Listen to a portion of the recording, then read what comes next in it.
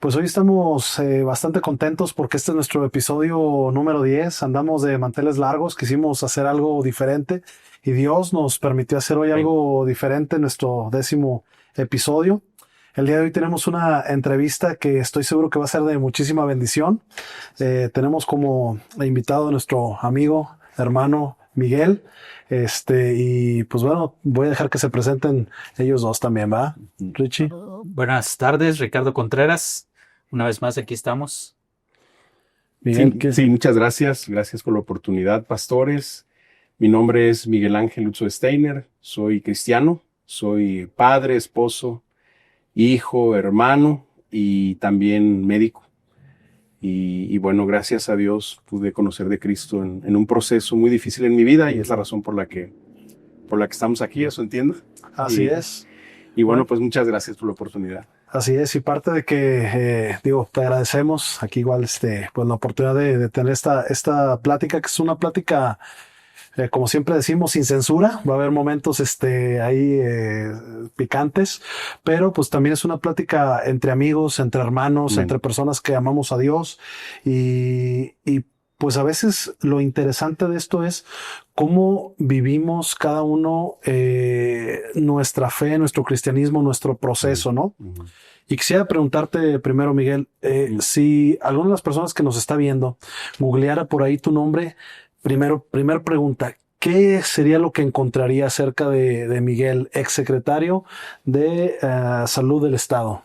Bueno, pues sí, efectivamente, Dios me dio la oportunidad de trabajar en gobierno. He trabajado 21 años en gobierno, en tanto el gobierno federal como los últimos años trabajé aquí en San Luis, del 2019 al 2022. Primero fui director de salud pública y los últimos 8 meses que trabajé en el gobierno estatal, trabajé como secretario de salud en el 2021, perdón, exactamente en el 2021. Oye, parte de nuestra audiencia puede ser de San Luis Potosí, pero ahorita antes de Ujú. cámaras nos comentabas que no eres de San Luis Potosí, ¿verdad? Así es, no, no, yo nací en la Ciudad de México cuando mis papás estuvieron viviendo en esa ciudad algunos años por motivos de estudio de mi mamá. Mamá estudió medicina y fue a titularse y decidieron mis papás, ya casados con 3 hijos, quedarse un tiempo más en la Ciudad de México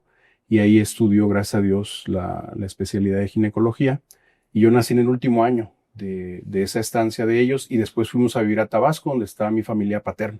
Oye, ¿de dónde es tu apellido? Porque suena raro. Es de origen alemán, es un alemán que Sí. llegó a Tabasco hace como 150 años, El primer, 160. el primer apellido. El primer apellido, Y el porque el primer apellido. segundo también ahorita que lo dijiste, yo no También me lo sabía, Dios pero dio la casualidad que mi mamá y mi papá tienen un apellido raro. Mi papá se apellida Trujillo, es Lutzo Trujillo, y mi mamá es Steiner Jurado. Los dos tienen mm, una ascendencia, digamos, de europea, no española, ¿no? La mayoría de las personas tienen un apellido de origen español europeo, que es Martínez, López, sí, pero en mi caso dio la casualidad que no eran más españoles. anglosajón.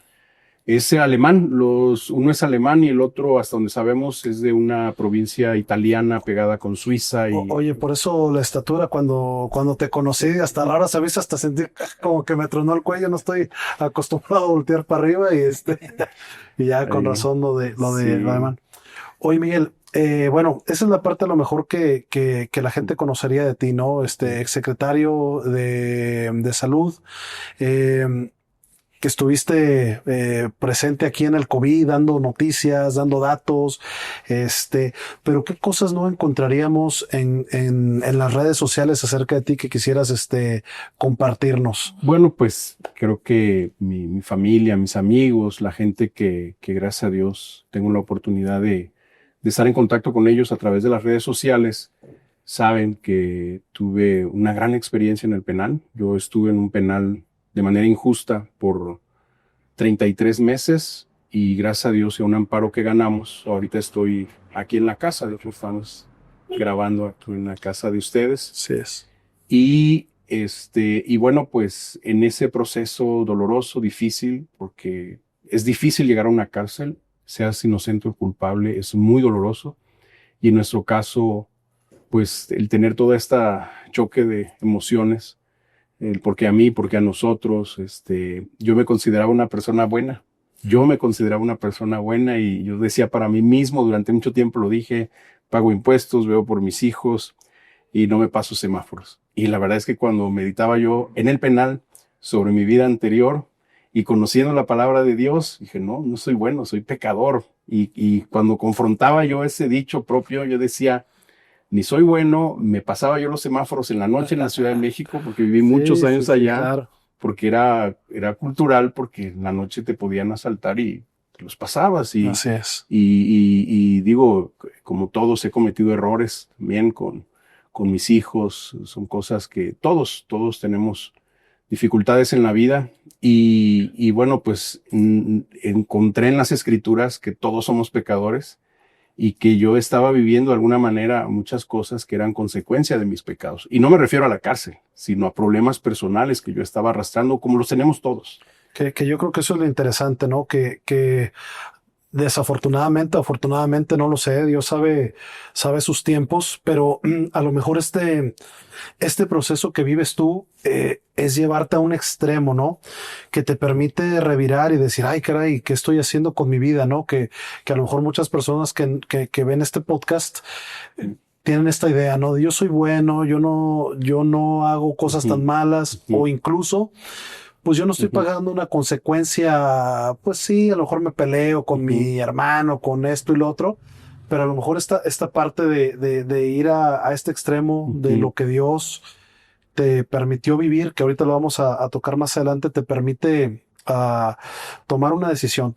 Antes de llegar a esta parte, mi estimado, de el proceso que Dios te permitió, que quisiera que nos platicas un poquito, ¿cómo era tu día a día antes del proceso que Dios te dice? O sea, como secretario de salud, como vocero, ¿cómo era así tu día a día? Pues ya si lo veo en retrospectiva, ahora que soy cristiano y que gracias a Dios me ha permitido conocer un poco de su palabra, pues la verdad es que yo estaba, como decimos coloquialmente, en el mundo, ¿no? Mi prioridad y es una realidad, estaba quizás más en mi carrera, más que en mi familia. Tenía yo un afán por quedar y hacer que mi trabajo saliera lo mejor, incluso descuidando aspectos personales. Ahorita que lo mencionas, en el tema de la epidemia, viví una de las etapas más intensas de mi vida, ¿no? El ser vocero, el ser director. Yo era director de salud pública. Y no yo solamente, éramos muchísimas personas que estábamos trabajando día y noche. Creo que ha sido una de las etapas más intensas laborales. He tenido varias, pero en brotes, en epidemias, en situaciones de desastre que Dios me ha permitido viajar y conocer algunos lugares. Pero esta en particular, la epidemia de influenza, la duración, todo el tiempo que se prolongó ese trabajo intenso fue superior a la epidemia de influenza de 2009, que a mí me tocó vivirla como asesor en los servicios de salud de la Ciudad de México, en una posición diferente, más técnica, aunque aportaba yo en la parte técnica, pero mi responsabilidad era diferente, era más de trabajo en la computadora. Y acá estábamos en un grupo de coordinación, de respuesta. Pero sí... ¿Ustedes pues, eran parte de las decisiones que se tomaban, como cerrar cosas y todo eso, o eso no te pertenecía? No, sí, claro que sí. Estaba yo en el área técnica del COVID y yo como epidemiólogo, como salubrista, con la información disponible y con la información técnica que hemos desarrollado, que se había desarrollado en ese momento, nosotros teníamos que actuar y tomar decisiones desde el punto de vista técnico-científico, para lo cual estudiamos. Oye, ¿y cómo se vive ese tipo de vida en esas posiciones? Te lo voy a decir así como lo veo yo, ¿no? De decir, híjole, la decisión que yo voy a tomar no sé, Ricardo, las decisiones que toma, su alcance es a Cuando mi esposa, te cerraron el negocio, no te hagas. mis 3 hijos, pero son decisiones que a lo mejor abarcan un rango muy poco de personas, pero la decisión que tú tomas te abarca pues un estado, ¿no? Claro. Y no solo un estado. Eso puede representar una responsabilidad, pero también en un sentido hasta cierto orgullo de decir, mira, ¿quién soy? O a dónde he llegado, que tengo que tomar una decisión tan importante. Claro. ¿Cómo te sentías tú? Pues sí, es una responsabilidad grande. A mí me gusta el trabajo en equipo y las decisiones en salud pública se toman de manera colegiada. Nadie tiene la capacidad de saberlo todo y uno de los ideales que tiene una persona técnica como yo, que estudié para esto, es que los políticos te hagan caso, porque las decisiones gubernamentales tienen que pasar por un filtro político. Y yo creo que en términos generales, en las 2 etapas que viví de la epidemia aquí en San Luis Potosí, siendo director de salud pública y siendo secretario de salud, gracias a Dios, las autoridades, en su momento, la que era mi jefa y el que era mi jefe después, el gobernador, nos hacían caso. Y eso es algo bueno, porque teníamos los argumentos, teníamos el conocimiento técnico-científico que en ese momento era el adecuado, el correcto, y las decisiones que estábamos tomando de manera colegiada, sabiendo que en políticas públicas nunca vas a quedar bien con todos. Claro. Cuando tú tomas una decisión de cualquier tipo, siempre va a haber un grupo que se vea afectado. Eso lo aprendí yo hace muchos años y uno tiene como salubrista que tomar las decisiones que sean de mayor beneficio para la población. Y nuestra visión como salubristas no era la económica, era la vida de las personas. Sabemos que hubo consecuencias económicas graves, pero yo no ocasioné la epidemia. Yo no soy el generador de la epidemia. Mi rol que me tocó a mí fue como salubrista, atender un problema de salud pública. Gracias a Dios éramos muchas personas, teníamos un gran equipo de trabajo, profesionales de la salud que potosinos, teníamos un liderazgo nacional, un liderazgo internacional con la OMS, y yo creo que se trató de hacer lo mejor posible con el conocimiento técnico que teníamos. Es una epidemia nueva, es una enfermedad nueva que no conocíamos, que tuvimos que ir aprendiendo sobre la marcha. Se cometieron muchos errores, y no hablo por nosotros, hablo en general en todo el sistema de salud, en la población también. Yo llegué a escuchar personas que me decían, y como anécdota, ¿verdad? Me decían, ¿Sí? Por favor, cierren todo porque se está muriendo mucha gente y estamos viendo que la gente se está muriendo en otros países y ya cierren todas las escuelas. Y esa misma persona, un mes después, llega y nos dice, por favor, abran todo, es que ya nos quedamos sin restaurantes y los meseros están sufriendo porque ellos viven de las propinas. O sea, las decisiones tienen que tener un fundamento técnico, Claro. no pueden estar con base a emociones y tienen que ser colegiadas también, porque yo no soy experto en todo. Yo soy salubrista, epidemiólogo, pero había un área de regulación sanitaria, otra de laboratorio, y todos tenemos jefes y teníamos que rendir cuentas y dar la opinión técnica que fuera la más razonable para la mayoría de las personas, sabiendo que iba a tener consecuencias en algunos sectores de la población, privilegiando la salud y la vida de las personas. A mí me pareció interesante lo que ahorita dijiste y lo platicamos un poco fuera de cámaras, que tenías que convencer a los políticos, y cuando nosotros escuchamos de un cargo como el tuyo, el grosso de la gente, ¿no? Que no tenemos tanto conocimiento, pues pensamos que eres un político. Y ahorita tú nos hacías esa como aclaración, ¿no? ¿Cómo diferencias tu puesto de que es político? ¿Tú no te consideras así? ¿Cómo hacemos esa distinción? Pues para mí es muy fácil porque yo tengo una carrera técnica. Yo estudié epidemiología, estudié medicina, después estudié una especialidad en epidemiología, que son 3 años, y después estudié una maestría en administración pública y políticas públicas. Mi trabajo siempre ha estado enfocado al servicio público en instituciones de gobierno.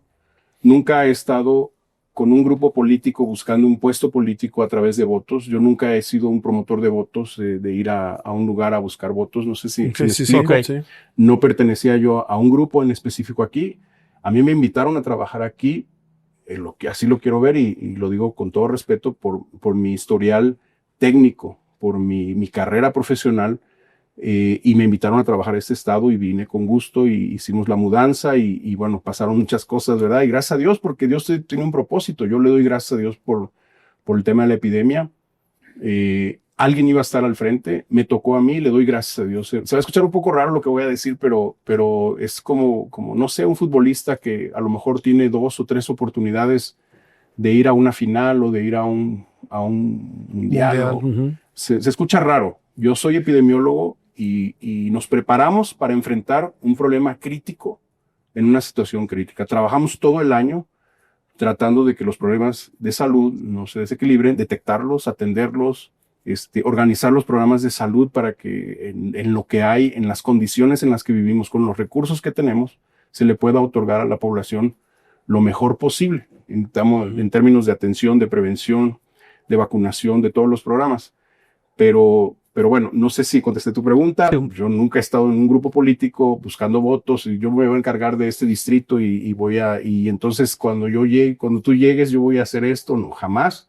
Yo vine aquí por una Sí, posición tus técnica. puestos no han sido Yo llegué a ser elegidos, han secretario de salud Ujú. porque me convertí o sea, la situación por mi perfil, por ser el director de salud pública, me convertí de un día a otro en el vocero de la epidemia, Ujú. que era algo natural de alguna manera, por mi preparación y el cargo que yo estaba ejerciendo. Y con el paso de los meses, yo digo, en broma, ¿verdad? Y con mi familia, me convertí como un mal necesario, ¿no? Porque al estar involucrado con un gran equipo de trabajo, porque insisto, no era yo solo, salud pública es un trabajo de equipo. Me tocaba estar al frente, eso sí, pero atrás y junto a mí había muchísimas personas que estaban trabajando durísimo y en los hospitales, en las clínicas, en todas las cosas que ustedes se enteraron. Y al final, pues, el ser un técnico epidemiólogo al frente de la vocería fue como una tendencia natural a que yo llegara a ser secretario de salud. Pero sin epidemia, lo más probable es que yo no hubiera tenido la oportunidad de ser secretario de salud. No sé si me explico. Sí, sí, claro. Yo hubiera quedado en mi posición con mis actividades normales, pero Oye. estar expuesto en una situación donde hubo un cambio, un relevo Te en dio medio de la visibilidad, ¿no? me Sin dio querer, visibilidad está bien. y dio las condiciones para que yo pudiera ser secretario Ahora, Miguel, de salud. de esa visibilidad de tomar ciertas decisiones, aunque fueran del colegiado, pues tu voz pesaba, ¿no? ¿Cómo viviste el tener esa posición de poder? Porque, bueno, así uno lo ve, aunque a lo mejor no lo es, pero tú me lo platicabas un poco, quisiera que nos compartieras cómo pasa cómo vives esa situación de tener esa autoridad, ese poder, esa influencia con los medios, a que un día alguien llegue y te dice, oye, ¿sabes qué? Pues ahí este documento en tu contra, ¿no? Ujú. Bueno, pues son situaciones complejas. Primero, como líder, digamos, en la vocería de lo de la epidemia, pues para mí fue una gran bendición, la experiencia profesional y gracias a Dios que me permitió estar ahí. Es una gran responsabilidad.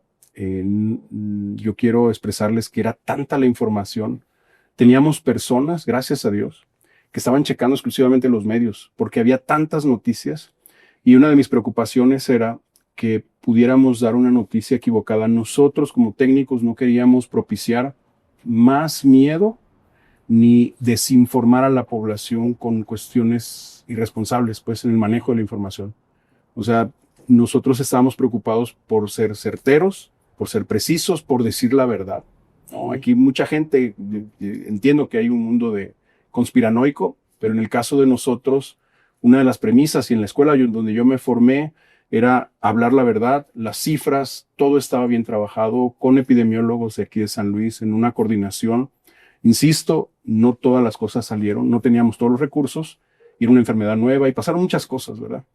Pero gracias a Dios era una gran responsabilidad digamos, ahora que lo veo bíblicamente, con temor, ¿verdad? Que las cosas salieran mal. Era muy intenso el trabajo, los días eran muy largos, a veces con esto de las entrevistas empezábamos muy temprano y muy tarde. Y después termina el gobierno, me enfoco a un trabajo en la medicina privada y como tú bien dices, ¿no? Estaba yo en una plaza y llegan unos policías y me dicen, ¿sabes qué? Te mandó llamar a un juez porque... Y cuando hasta el momento que estoy solo en las oficinas de la fiscalía, pues te pones a pensar, ¿no? Bueno, ¿cómo llegué aquí, no? ¿Por qué? Porque llegué aquí, ¿qué está sucediendo? Pocos meses después, ¿no? Sí, habían pasado, terminamos en gobierno a finales de septiembre y el 3 de mayo del 2022 me detuvieron a mí, me llevaron a la cárcel y en esos días, en ese momento... ¿Te lo esperabas? No, yo, bueno, ya ahorita vamos a hablar del libro, ¿verdad? Pero Sí. yo, recibí una llamada de una amiga que me estuvo insistiendo, ampárate, te van a querer involucrar. A ella le había pasado una situación similar y me decía, te vas a defender mejor afuera. Y yo en mi soberbia le decía, no, o sea, yo no cometí el delito, ¿por qué me voy a...? ¿Cuál es el delito por el cual te detienen, Miguel? Tiene, Grosso técnicamente modo, ¿no? hablando, se llama, por el que me detuvieron inicialmente es uso abusivo de funciones y asociación delictuosa. Gracias a Dios, los dos pudieron haber sido, tumbados, como decimos coloquialmente, legalmente, sí. Pero bueno, porque así lo quiso Dios, yo lo veo con propósito todo esto. Actualmente seguimos en el proceso legal solo con un delito, que es el uso abusivo de funciones. O sea, de uno te exoneraron. Pues es que... no había elementos. No había elementos. Es muy larga la historia, pero no puedes... incluso el delito por el que estoy ahorita, por eso les digo, todo tiene un propósito y yo no me quejo, yo le doy gracias a Dios y glorifico a Dios, porque si yo hubiera salido al día siguiente que entré al penal, no hubiera escrito este libro, pero el libro es lo de menos, el libro es un medio. Yo, lo primero que tengo que decirles es que yo le doy gracias a Dios porque conocí a Cristo y ahora yo les puedo decir que Cristo es real, que Cristo vive, que todo lo que viene en la Biblia es verdadero, que no hay más autoridad que la palabra de Dios. Aquí está el manual de nuestra vida. Y eso yo no lo sabía antes, pero a través del dolor de todo lo que pasé, yo y mi familia, porque no nada más fui yo, fue mi esposa, mi hermana, mi mamá, mi papá, pero Dios nos dio la oportunidad de vivir todo eso para acercarnos a Él. Sí, no, y digo, ahorita vamos a entrar de lleno a tu tiempo en la iglesia cristiana dentro de la cárcel del penal, que yo no sabía que ya había físicamente una iglesia construida, eso lo supe porque tú me lo dijiste. Yo cuando algunos tiempos que fuimos a hacer algo de misiones ahí, todavía no lo había. Pero digo, también para poner en contexto a las personas, habrá muchas personas que te conocen, que saben, que te vieron, habrá otras que no, digo, nos ven personas que no son solo de San Luis, sino de diferentes lados, y por eso la importancia de ir llevando ahí un poco a poco, ¿no? Te detienen, estás en la fiscalía, mi estimado, y cuando te cae así como no sé cómo dicen, el 20, ¿no? Decir, híjole, esto ya se complicó. Cuando me detienen, uno de los pensamientos que llegó a mi mente fue, tranquilo, el que nada debe, nada teme, esto se va a resolver, es una confusión y en la noche vas a estar en tu casa. Era lo que yo me decía a mí mismo, sin saber que era el inicio de una cosa tremenda, ¿no? De 33 meses. Pero bueno, gracias a Dios que así sucedieron las cosas. Es difícil de entenderlo para alguien que no conoce de la palabra de Dios.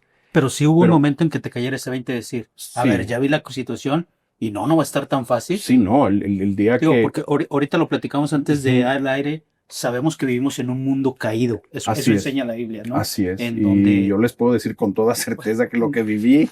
yo lo digo de teoría, sí. Tú lo sabes de... Yo lo sé de práctica, ¿no? Lo que viví en el sistema judicial es injusto completamente. En esa realidad... Sí. ¿Cuándo te cayó el 20 decir, caray, no, aunque soy inocente, no se ve que vaya a estar tan fácil? Hay un momento donde me detienen y las personas que me detienen son muy amables. Y yo lo puse en el libro, le doy gracias a Dios porque esas personas fueron muy amables conmigo. Pero un tiempo después, me empiezan a tratar mal, con insultos, como denigrante, burlándose. A la hora de la detención. No, como 2 horas después, cuando me estaban tomando los datos para llevarme al penal, cambió como que los que me detuvieron me llevaron a un área y después me entregaron a otro equipo. O sea, como para que no hicieras escándalo a lo mejor. Puede ser, y pues la verdad es que la encomienda a lo mejor ellos la cumplieron con su estilo, y me llevaron acá y entonces, ya sabes, ¿no? Lo que cualquier persona del mundo podría decir, ¿cuánto te llevaste, no? ¿Dónde lo guardaste, no? Yo que no, yo no me robé nada, ¿no? ¿De qué me hablas? Ese tipo de cosas que a mí me empezaron a molestar mucho y me empecé a dar cuenta que no iba a ser tan fácil, ¿no? Cuando me empiezan a tomar las huellas y que las fotos y me están preparando para el penal, me ponen en una celda pequeñita solo, como media hora, y ahí empiezo yo a meditar. Y digamos, como usted lo dijo, o alguno de ustedes, me empieza a caer el 20, ¿no? Sí. Y también estando en el penal, esa misma noche me llevaron a una audiencia que fue totalmente injusta, porque se dijeron puras mentiras, y sin pruebas, el juez dice, se queda para 3 meses se queda...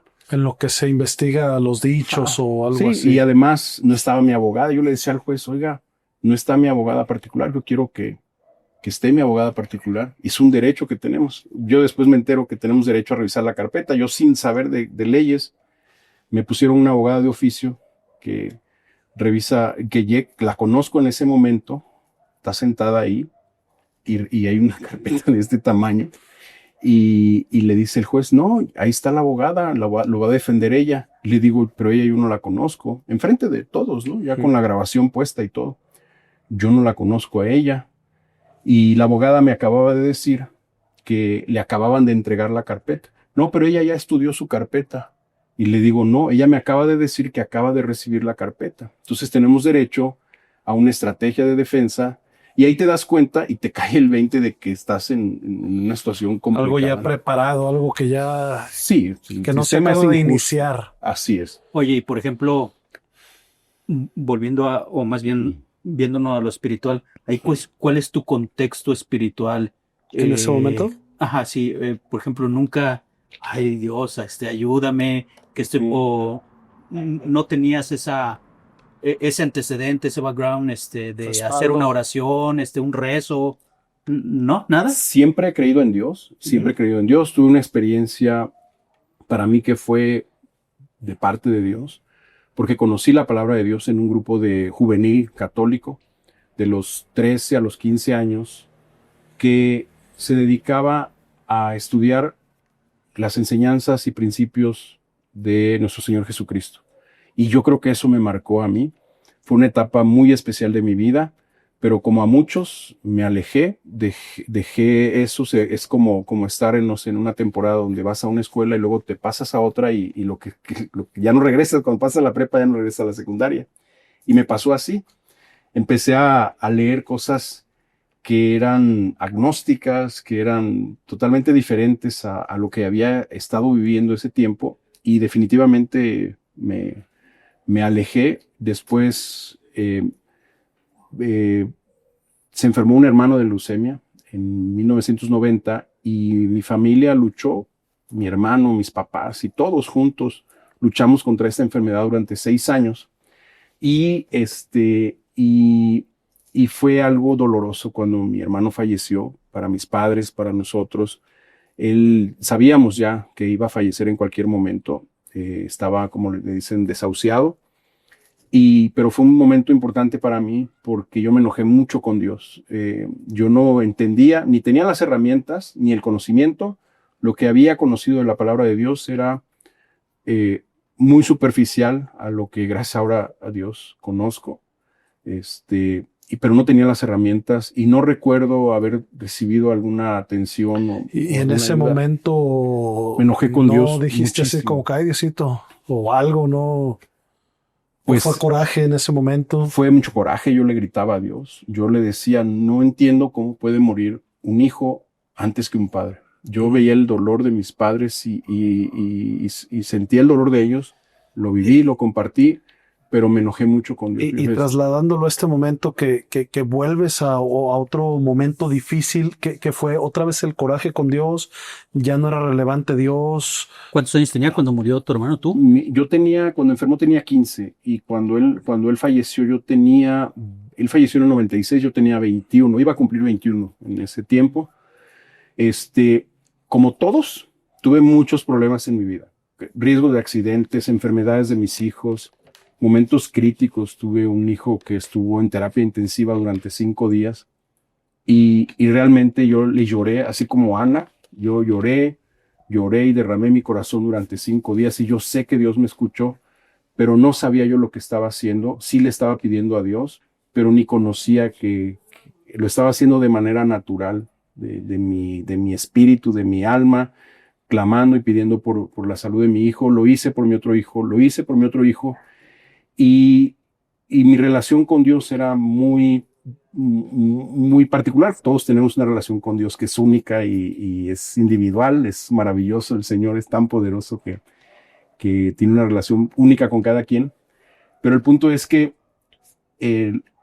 yo acudía a Él cuando tenía una situación crítica, pero cuando estaba en mi soberbia, yo le decía, en mucho tiempo, yo dejé de decirle Dios.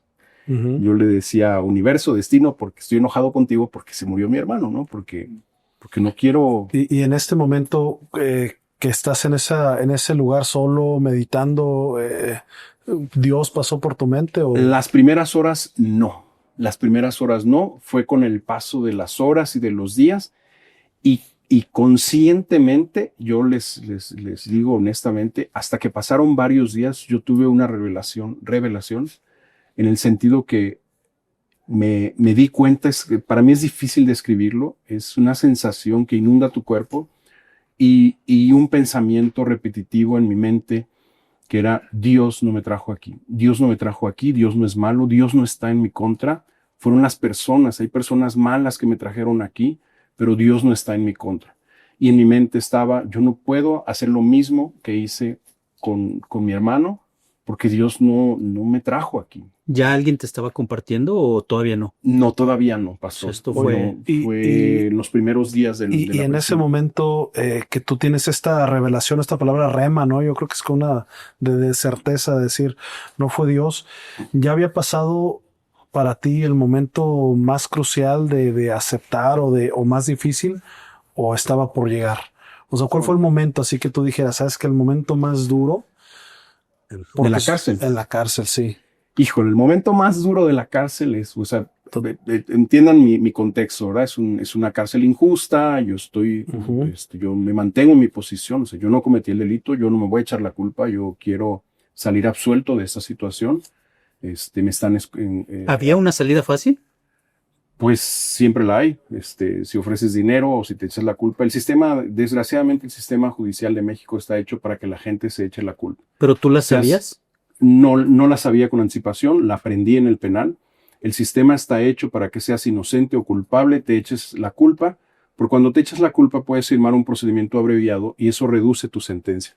Entonces el sistema te acosa, seas culpable o inocente, sabes que te vas a pasar 20 años aquí, que era lo que a mí me decían. Vas a estar 20 años aquí. No tienes idea de lo difícil que va a ser para ti, para tu familia. Entonces la puerta falsa era: miente en el juzgado, di que sí fuiste y te van a dar un poquito de tiempo. ¿Y qué edad tenías en ese momento? Yo entré al penal en el 22 de 46 años. O sea, calculando, ya ibas a salir, ya pasado los 60. Sí lo llegué es que yo creo que es lo primero a medir. El cálculo que haces, ¿no? Decir, híjole. ¿Y lo llegaste a pensar, tomar la... De echarme la culpa, no. Eso sí, no. Dinero no tengo. Oye, ¿y a cuánto se reducía esa pena? O sea, de 20 años... y salía a los 60 y pico, ¿a cuánto la podía reducir? Si... Fíjense, les tengo que decir que nunca permití que se llevara a cabo esa plática. En mi frente a mí, nadie llevó esa plática. Gracias a Dios. Porque tenías muy claras tus convicciones. Así es, y la sigo teniendo claro. Pues estamos en un mundo caído. Si caes, ¿no? Dices, ay, jole, pues ya 4 años. Y ahí rascándole un poquito. Es un tema. Hay muchos internos, hay muchos cristianos en el penal. Y una de las cosas que aprendí ahí es que tenemos que pedirle dirección a Dios. Dios tenemos que ponerlo en primer lugar. Y ese tipo de decisiones, sea la que sea, hay que llevárselas a Dios. Es una decisión muy importante. ¿Y sabes qué se me hace lo relevante, Miguel? Híjole, qué difícil tomar una decisión cuando tu vida, porque 20 años a los 40 ya, pues es lo... O sea, digo, hay gente de 60 años muy activa, 70 años... Pero pues yo creo que es la carnita de la vida, ¿no? De los 40 a los 60 ya lograste, ya hiciste, ya construiste. Sí. Pero qué impresionante que Dios te dé cierta dirección para un propósito, que ahorita es este libro, que después vendrán nuevas cosas de parte de Dios para tu vida. Que a nosotros que no estamos pasando este proceso, digo, ahorita estamos en tu casa, tú no puedes salir de la puerta. Me llama la atención que cuando salimos a recibir a nuestro productor, tú volteas a verla, a lo mejor ya lo haces inconsciente, volteas a ver el filo del el umbral pórtico, de la puerta. Y te detienes, ¿no? Digo, yo observo esas cosas y digo, híjole, qué impresionante que para nosotros tomar una decisión, pues no nos va a representar 20 años y tomamos la decisión incorrecta. Pasarte el alto, mentarle la mamá a alguien, mentir, engañar, o sea, qué impresionante que...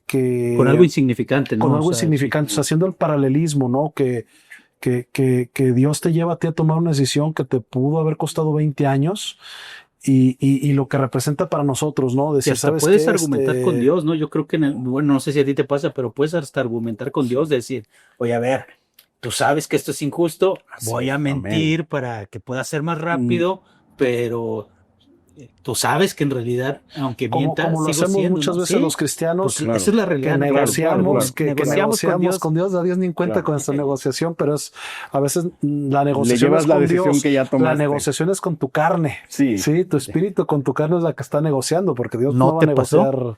No, es que hay un tema personal que yo aborrezco la corrupción. O sea, hay un tema muy personal de mi formación de adolescente. Y creo que vamos a hablar de la razón, ¿verdad? Yo desde muy niño comprendí el valor del dinero, de muchas cosas. Había crisis económicas de pronto en la casa. Y fui como muy consciente de algunas cosas en mi adolescencia. Y me convertí, leí mucho de muchas cosas, muchos libros que había en mi casa, gracias a Dios. Y digamos que en mi mundo de adolescente me convertí en una persona crítica, gracias a Dios. Y yo aborrezco la corrupción. Ahora le doy gracias a Dios porque sé que Dios aborrece la corrupción, pero soy pecador. Yo le decía a una persona que me puso ahí un mensaje en redes sociales, ¿cuánto te llevaste, no?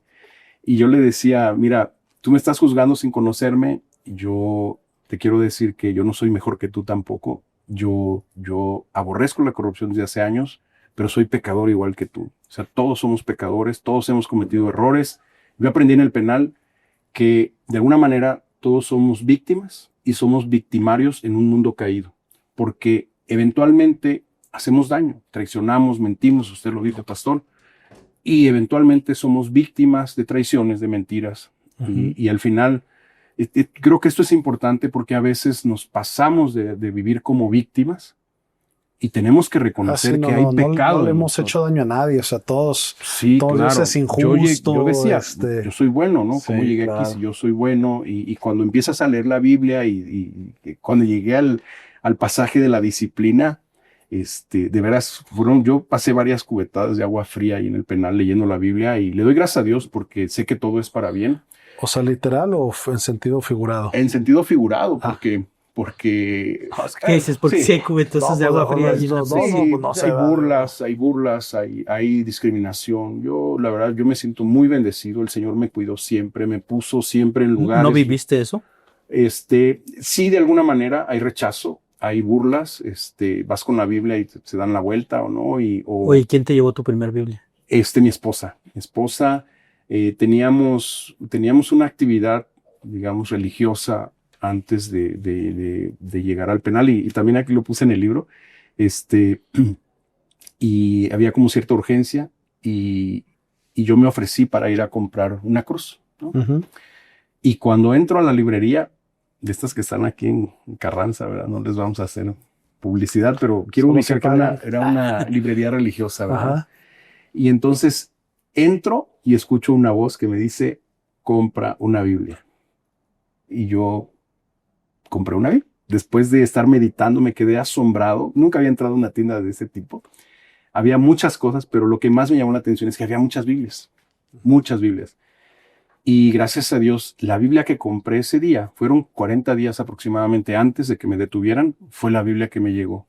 Fue la primera Biblia que me llegó. Entonces, esto para mí todo tiene un propósito, ¿verdad? Y yo tuve siempre una Biblia. Para mi vergüenza, como decimos los cristianos, porque sí me da vergüenza, pero ya pasó y ya le pedí perdón a Dios. Yo siempre tenía una Biblia de blanca, así con letras doradas, que yo la tenía siempre en un cajón, como si fuera una especie de amuleto. Entonces yo nunca la leía, nunca había leído un pasaje, un capítulo, un versículo de esa Biblia, nunca la leí, pero cada vez que me mudaba yo de casa, terminaba siempre en un cajón junto a la cabecera de la cama, en la cabecera de la cama. Pero nunca la leía. Gracias a Dios, lo primero que empecé, gracias a Dios, fue empezar a leerla. Nos ibas a platicar el momento que había sido más...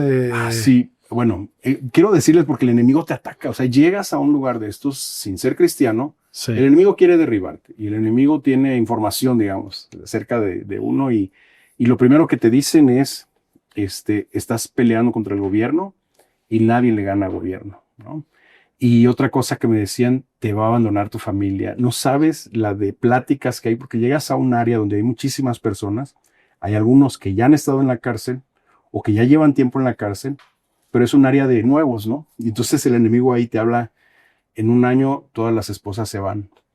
Entonces eso te pone, eso te tortura, empiezas a sentir celos, empiezas a llenarte de malos pensamientos. ¿Y está ahí adrede ese, o sea, es adrede el sistema? ¿O Yo creo se que da- pues O a lo mejor estamos sí en un es mundo estadística. caído. No, sí, es muy frecuente que los internos Los abandonen las...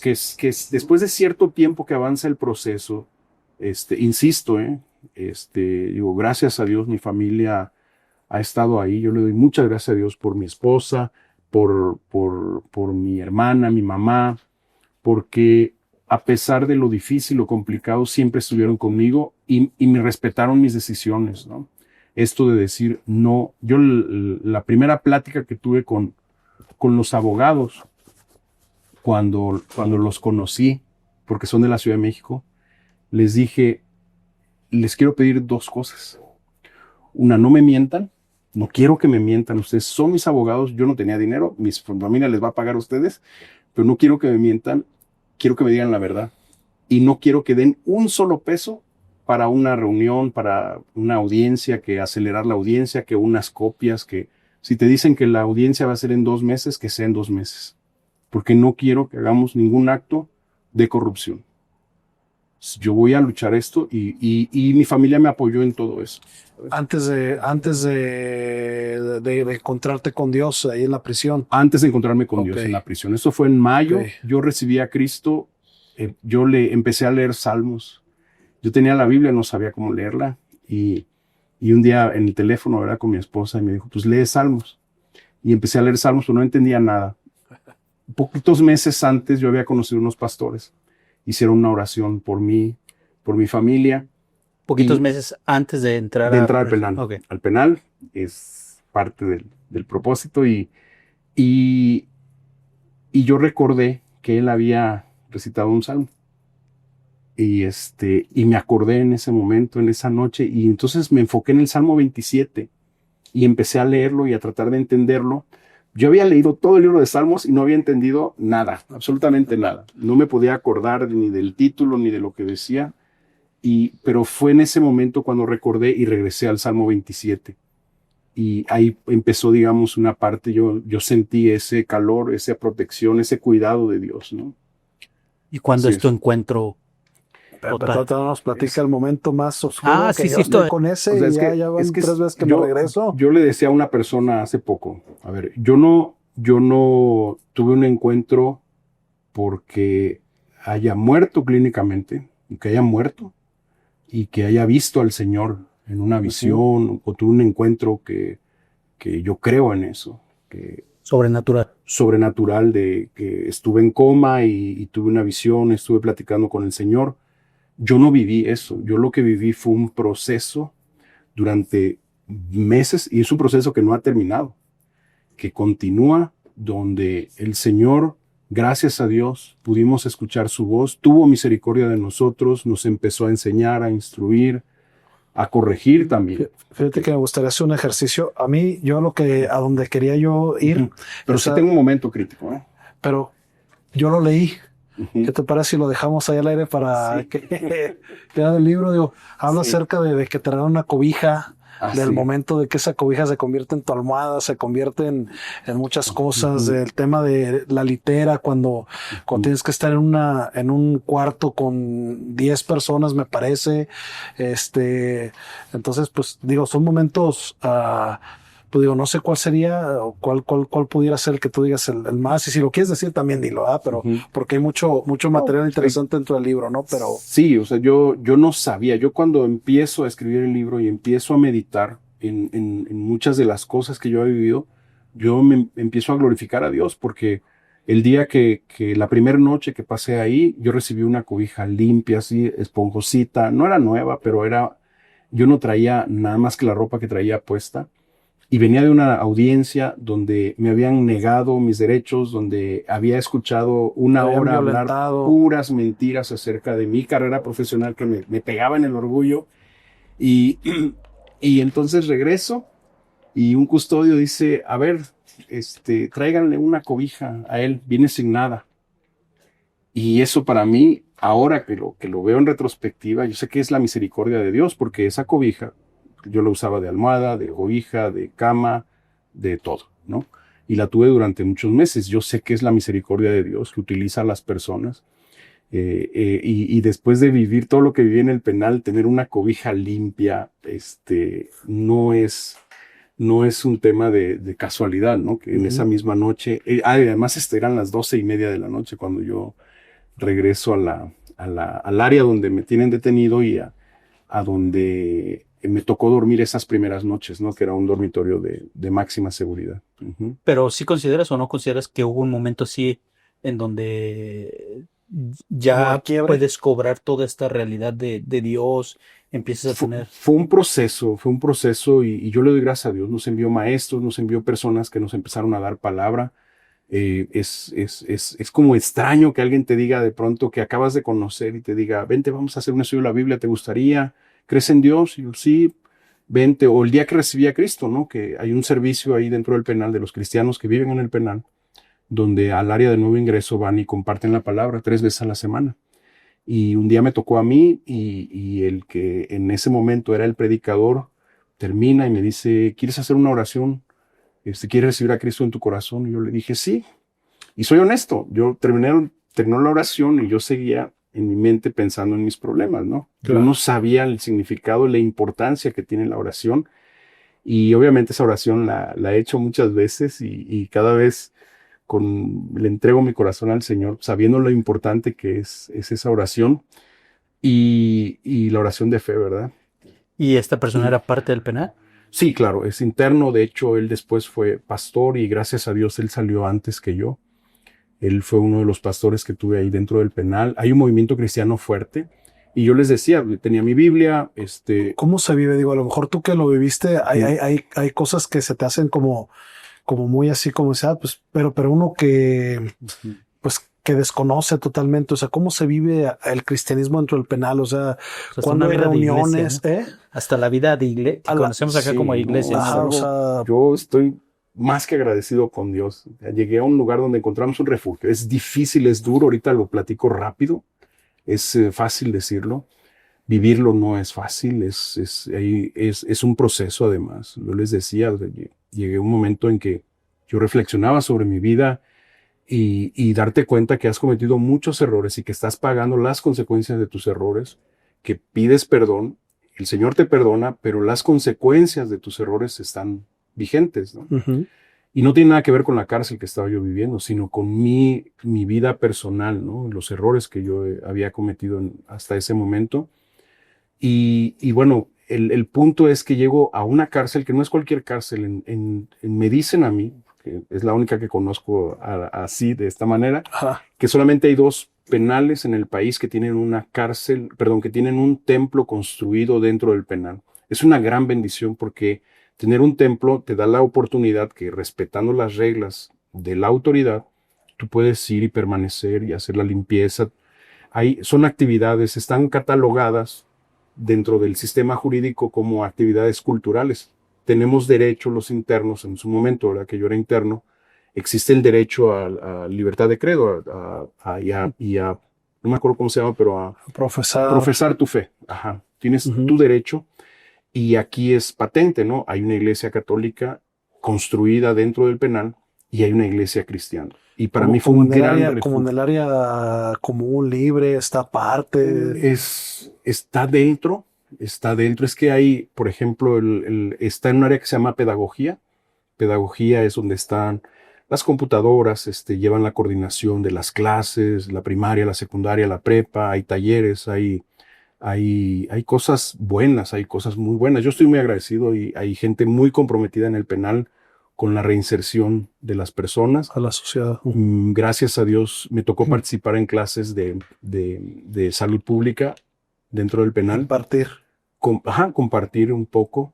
Algunos meses lo hicimos, gracias a Dios. Y entonces hay una biblioteca y en esa parte que se llama pedagogía, que hay varios elementos, ¿no? Hay un gimnasio, hay una cancha de voleibol, hay una biblioteca, hay un salón de usos múltiples, está el área de Alcohólicos Anónimos, ahí está el templo, ¿no? Y es una gran bendición. ¿Y todos tienen acceso a él? Sí, en los horarios establecidos. Sí, el templo se abre. La iglesia, digo, o sea, como a lo mejor nosotros afuera conocemos batería o sea, instrumentos. No, Sí, no, es algo maravilloso. El servicio de alabanza es poderoso allá dentro del penal. Yo creo pudiéramos hablar y también trato de expresarlo aquí, ¿verdad? Incluso para gente que no entiende lo que es tener una relación así con Dios a través de la alabanza. Fue una de las cosas que Dios utilizó. Es que fíjate que algo que con lo que uno como pastores a veces, que no digo que uno no lo haga en otros aspectos, pero cuando te toca dirigir un grupo, una iglesia, pues que estás predicando, tú todo apasionado y de repente ves a la gente que está, ay, en la baba o en el teléfono, durmiéndose o lo que sea. No sé, yo creo, me imagino que no lo sé, pero así me lo imagino yo, que en el penal, siendo un corto momento, o sea, tu momento como de donde puedes hacer algo diferente y que estás pasando una situación tan difícil, el clamor a Dios, la adoración a Dios, pues yo pienso que es un poquito más intenso, ¿no? Genuino, más genuino, más dolido, más Sí, yo aprendí una palabra y de hecho la estuve estudiando en estos días, la disposición del corazón. Mucha gente no estamos dispuestos a entregarnos a Dios ni a escucharlo. Y en el penal, el sufrimiento, el dolor, la angustia, la lejanía de la familia, la injusticia, tus propios errores, te vuelcan a tener. Eso es bíblico. Es que es donde tus habilidades ya no alcanzan, ¿no? Donde ya no es que tú eres muy chido o que... Entonces, hay varias iglesias y hay un grupo de pastores que dan respaldo a la iglesia cristiana. Entonces, gracias a Dios, es un lugar que tiene 80 sillas, que tiene los instrumentos, de pronto se batalla, se descomponen, que las cuerdas, que esto, que el otro, como en cualquier iglesia, pero meterlos hay que pedir permisos y todo, pero digamos funciona. Yo la verdad estoy muy agradecido con Dios, porque en esa iglesia teníamos hasta 18 servicios a la semana.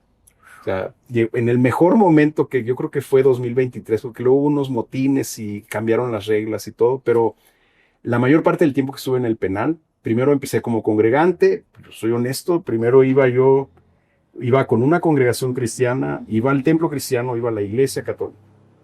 Yo estaba buscando, tenía hambre de la palabra de Dios, tenía un estudio bíblico los sábados y empezó a nacer un impulso en mi corazón, en mi familia, en mi esposa de manera paralela para acercarnos a Dios.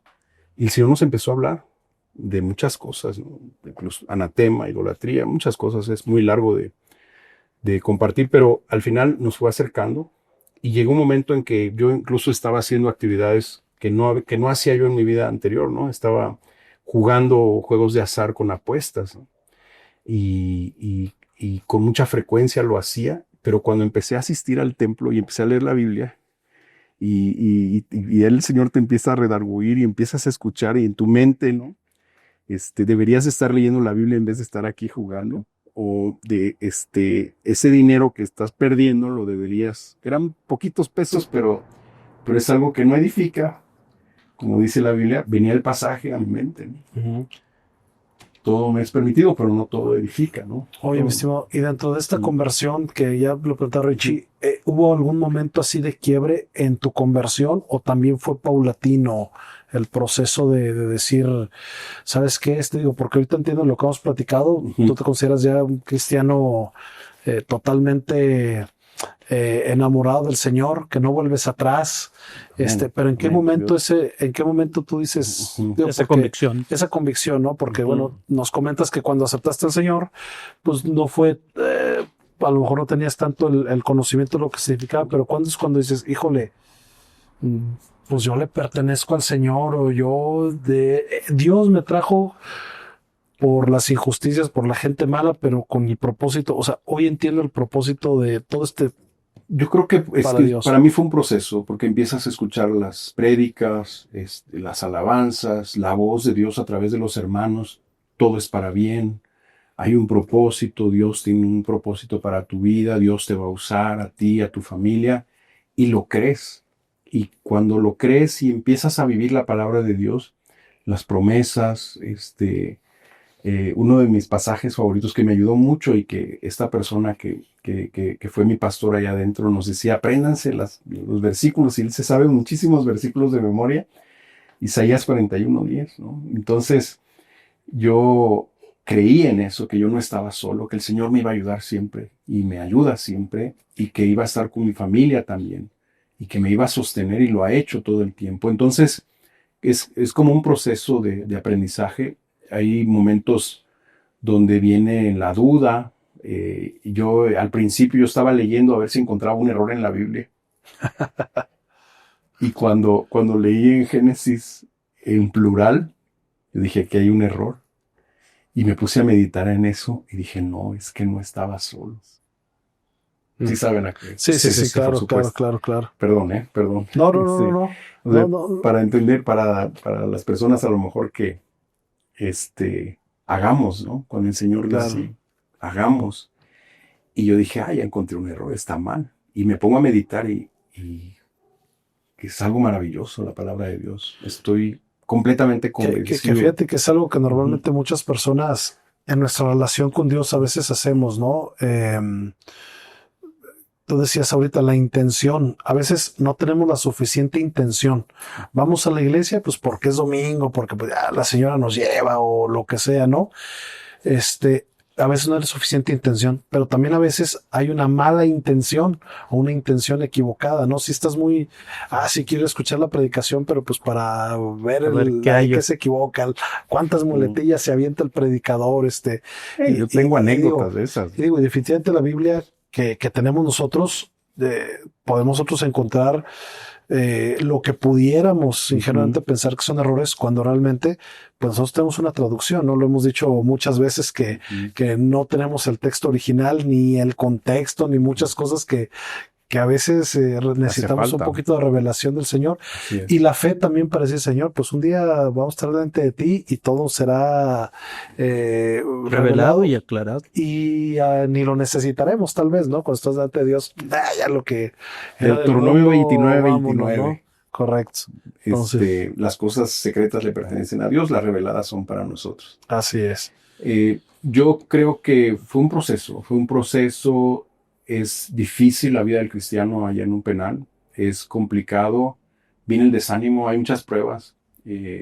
A veces no necesariamente me pasó a mí, pero muchas cosas sí me pasaron a mí. Tienes una mala noticia. Uno de los puntos más difíciles y dolorosos es que estamos trabajando como familia en la parte legal, buscando la justicia, ganas un amparo y el amparo te da la razón, pero llegas y te regresas al penal. O sea, llegas y otra vez el sistema falla, ¿no? Es un sistema fallido y vas para adentro, ¿no? A mí me vuelven a involucrar y me dicen algo así como, quiero hacer una analogía muy rápida. Sí. Para tratar de transmitir el dolor que sufrí y yo, no nada más yo, mi familia, y quiero terminar en Cristo esta reflexión. Entonces, ganamos un amparo que dice, a ver, el primer día que estuvo Miguel ahí en esa audiencia se cometieron varias violaciones. Vas a la justicia federal, después de varios meses, todo es muy lento, todo es tardado, te dan la razón y se repone todo. Vamos a iniciar otra vez todo y ahora sí vas a tener a tus abogados, vas a tener una estrategia de defensa y vas a tener el derecho de tener una defensa técnica adecuada. Reiniciar de nuevo. Reiniciar de nuevo, pero para esto ya era febrero del 2023, o sea, habían pasado 7, 8 meses, 9 meses para llegar a ese punto. Y ahora sí, ya tenemos conocimiento de la carpeta, ya sabemos que esto está mal, esto es una mentira, esto no tiene sustento, legalmente esto es inaceptable.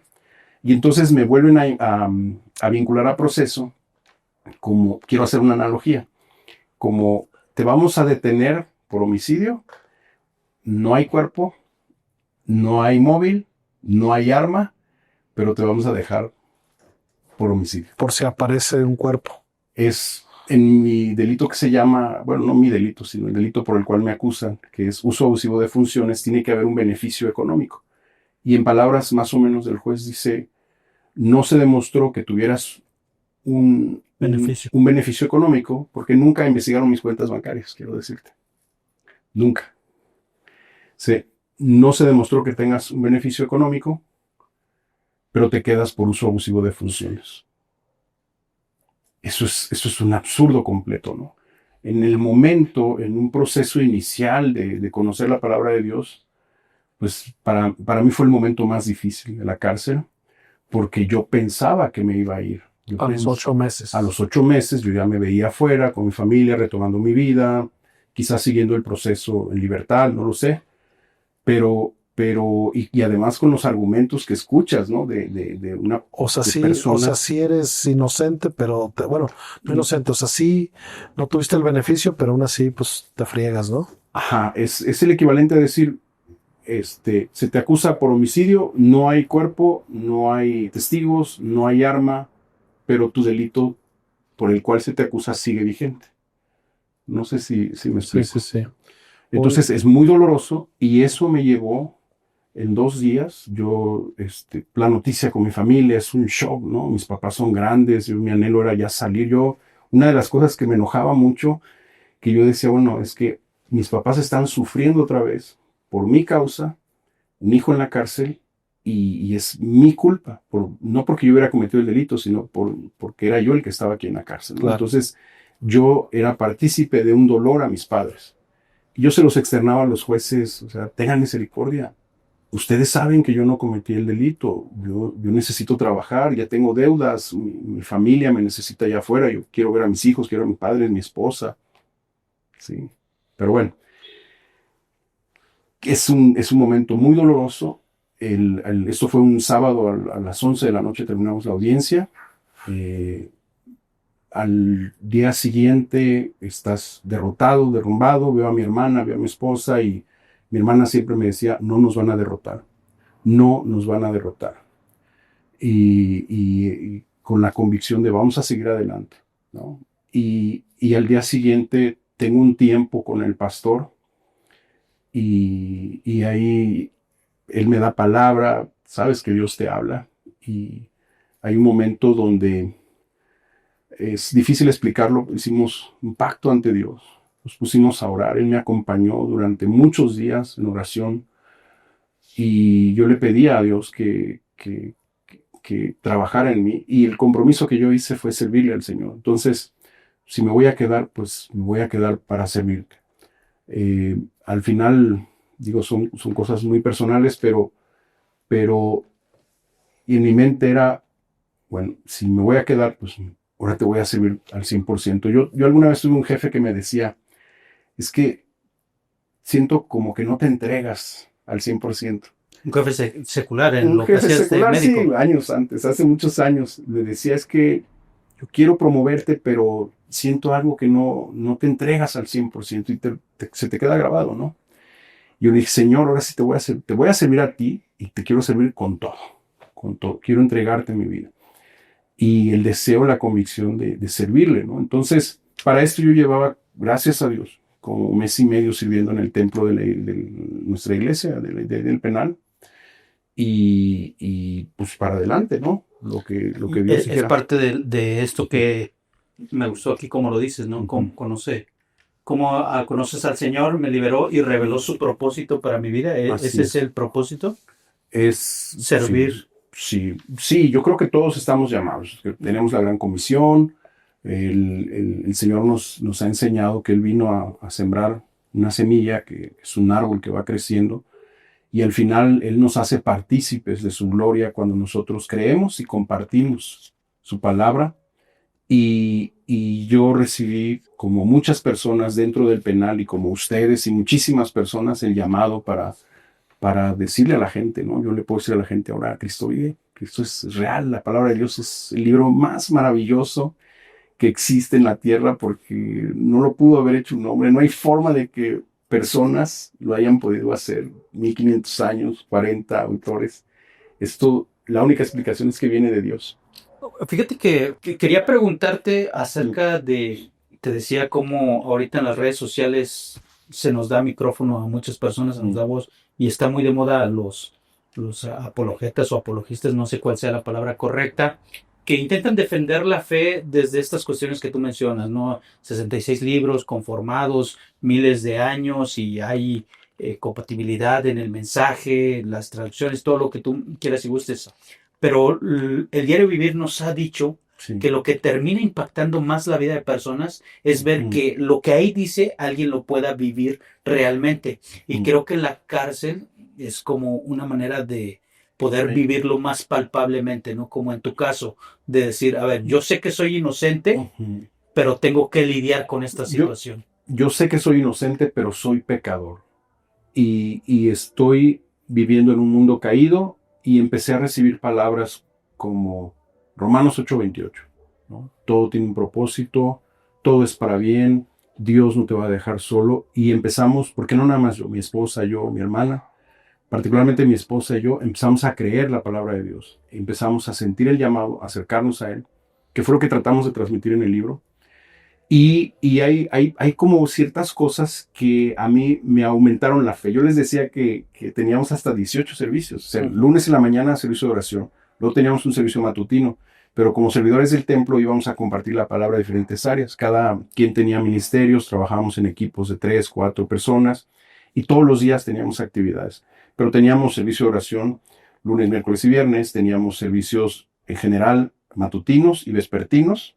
¿Sí? Ujú. Y cuando haces la cuenta así por hacerlo, nada más, pues te salen más de 17, 18. Había días que teníamos servicios especiales, gracias a Dios que nos permitía hacer eso, respetando las reglas del penal y a la autoridad del penal, por supuesto. Es sumamente importante el ministerio que hay ahí, porque ayuda mucho a las personas en la parte emocional, en la parte de Esperanza, ¿no? esperanza y ¿cómo se llama? De readaptación, de reinserción Reinserción. social. Entonces, es una gran bendición que en este penal, y yo le doy gracias a Dios por las autoridades.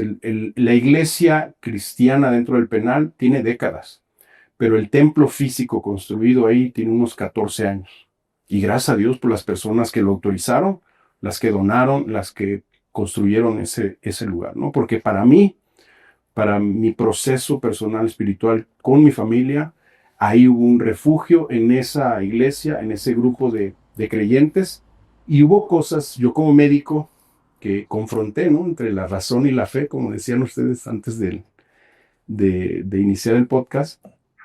Algo que a mí me impresionó muchísimo es el tema de las profecías.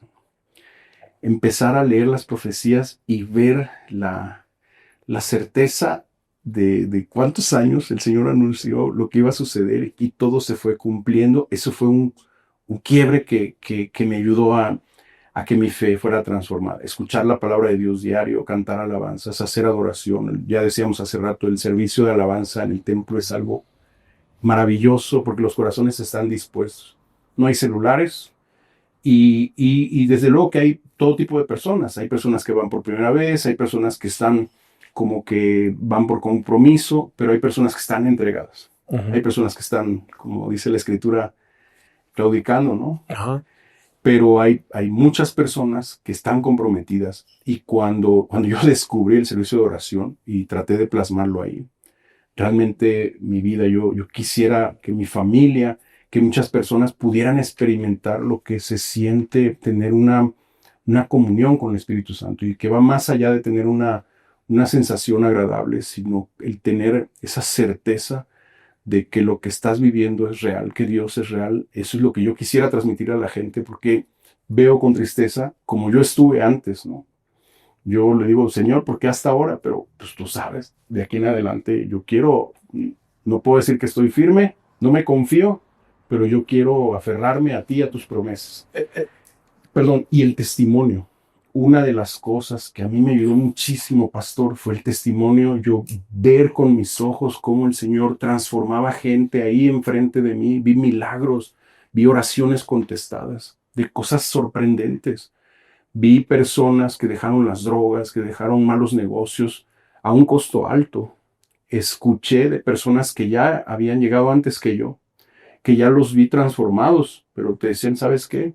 Él estaba enganchado con 3 drogas y como un zombie y cayó de rodillas ante Dios, pidió perdón.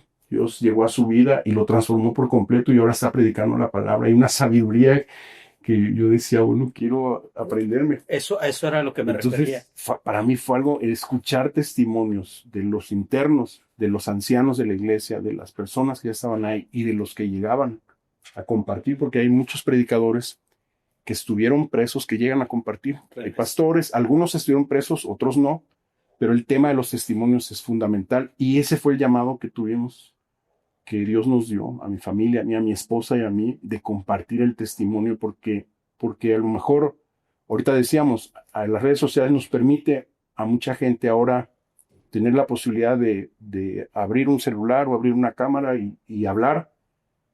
Cada quien hace lo que Dios pone en su corazón. Hay gente gente que está en el mundo, ¿verdad? Que está quizás haciendo chistes, haciendo bromas, que está incluso ganando dinero con eso. Pero nosotros tenemos un llamado a proclamar la verdad y que Dios tenga misericordia de nosotros y de las personas que nos van a escuchar y que el testimonio sirva para que otras personas lleguen a Cristo. Yo le doy gracias a Dios porque lo que vivimos es impagable. Fue muy doloroso, fue muy intenso. Fue como entrar a un curso intensivo de cristianismo, donde hubo pruebas, donde hubo dificultades, hubo de todo, y aprendimos muchas cosas, gracias a Dios. Y yo ahora mi vida no la puedo concebir de ninguna manera sin Cristo. Mi estimado, y por ejemplo, ahorita en este proceso que tienes ahorita del arresto domiciliario, ¿cómo te mantienes con esa fuerza? Porque bueno, de repente creo yo que pasa un efecto que no debería pasar, pero no sé si a ti te pasa, donde dices, bueno, es que la iglesia es mi única fortaleza, Dios es mi única fortaleza, pero ya salgo no en total libertad, pero ya no tienes 18 momentos de culto, ya no tienes aquí a quién predicarle, o sea, digo, estás en un proceso donde no puedes salir de tu casa. Sí, ya cambiaron, ¿no? Ya cambiaron, o sea, variables. Las variables ya cambiaron, entonces ahora sí ya puedes dejar la Biblia a un ladito y dices, ay, pues esta camita ya no está tan dura, ya hay televisión, ya hay celular, ya hay otras cosas. Oye, igual y hasta la pregunta sin censura, ¿no? A mí me impresionó, yo no sabía cómo es un arresto domiciliario, pero ¿qué te impide, no? De que te vayas y te desaparezcas. Pues nada.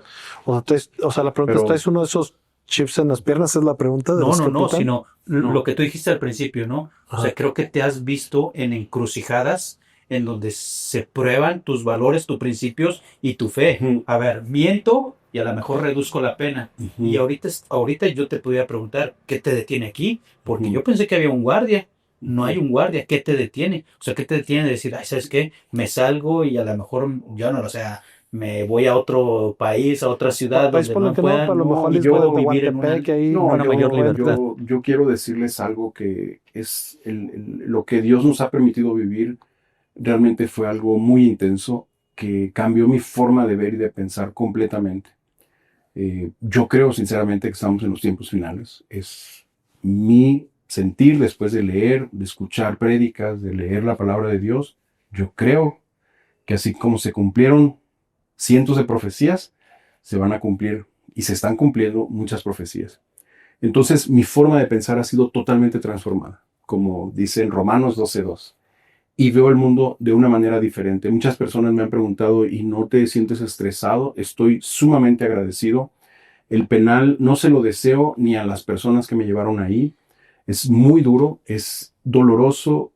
Una noche y meses es mucho más doloroso.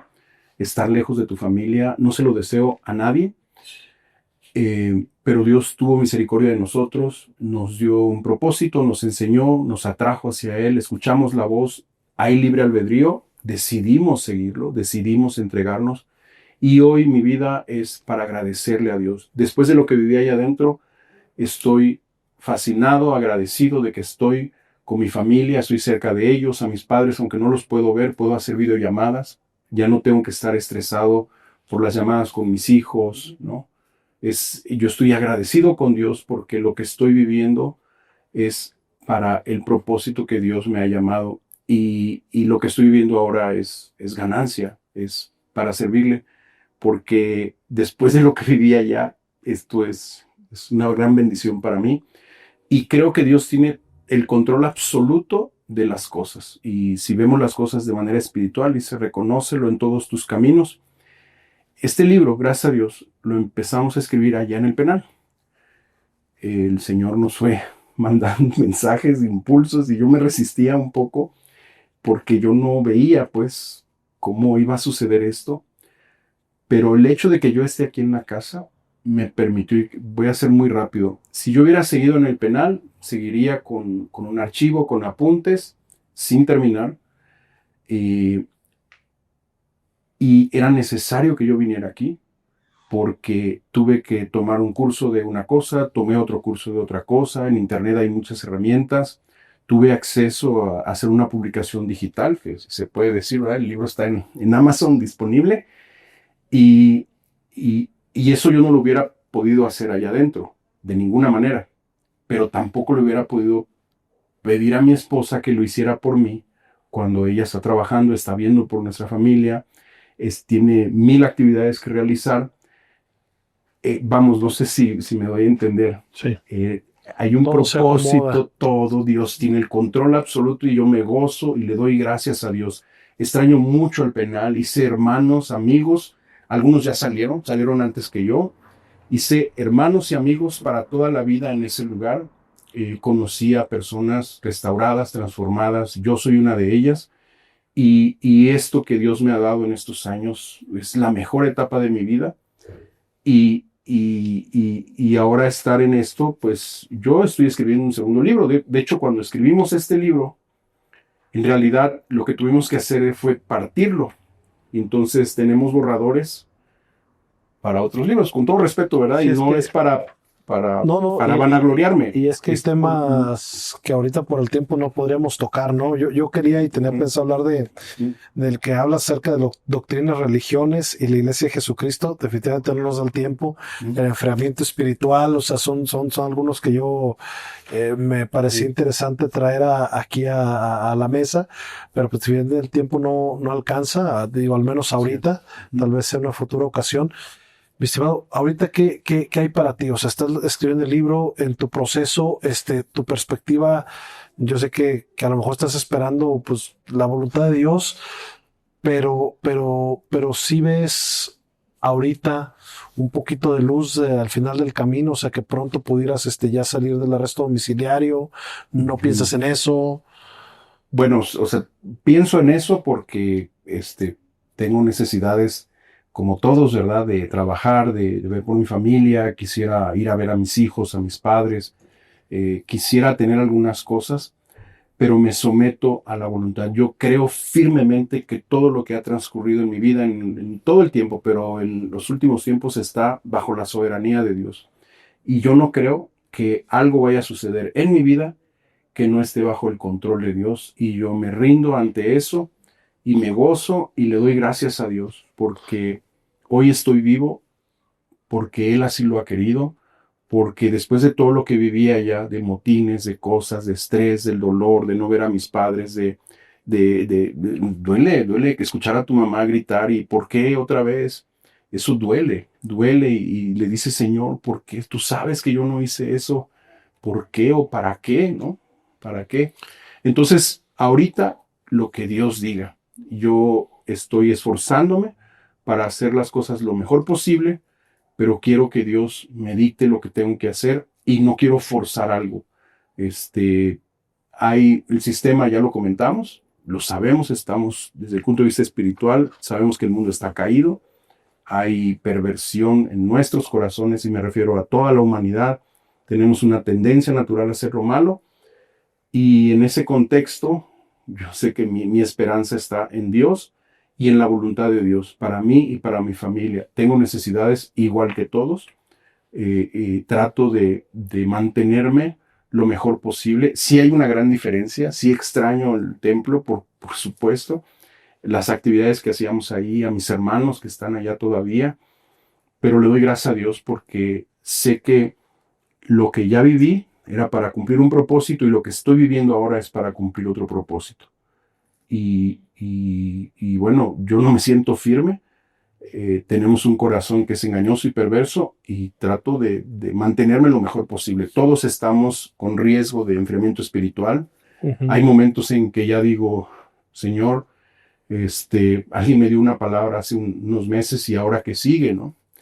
Entonces estamos en la lucha, digamos, estamos en el día a día tratando de agradar al Señor y sufriendo lo que todos sufrimos, ¿no? Pero confiando plenamente en que Él tiene el control. Estimado, pregunta sin censura. Si este mensaje llegara a las personas que te metieron al penal, al proceso, ¿qué te gustaría decirles? Ya se los he dicho en las audiencias, que busquen a Dios. Dios es real. Se los he dicho y no para vanagloriarme, porque he tratado de obedecer la palabra, la voz de Dios. Es necesario que todos busquemos a Dios. ¿Sabes quiénes fueron? Pues hay caras que tú ves, porque Digo, no en necesitas las decirme. audiencias. La pregunta va encaminada porque la segunda pregunta sería, ¿los perdonaste? Sí, fue algo como necesario. Esto es sumamente interesante, porque una de las últimas cosas que tuve que vivir fue el perdón. Y no nada más perdonarlos a ellos, fue perdonarme a mí y pedir perdón. Yo, de todo lo que he leído en las escrituras y muchas veces lo he compartido, el perdón es lo más difícil. Es lo más difícil. Amar a nuestra familia es lo más fácil, pero amar a nuestros adversarios, perdonarlos es realmente difícil. Y fue un proceso difícil. Tuve otro quebrantamiento cuando me llevan a juicio el año pasado. Me dan una sentencia de 5 años, 3 meses. Y gracias a Dios ganamos el amparo, y el amparo es lo que me tiene aquí, ¿no? Que el amparo califica como ilegal la cárcel.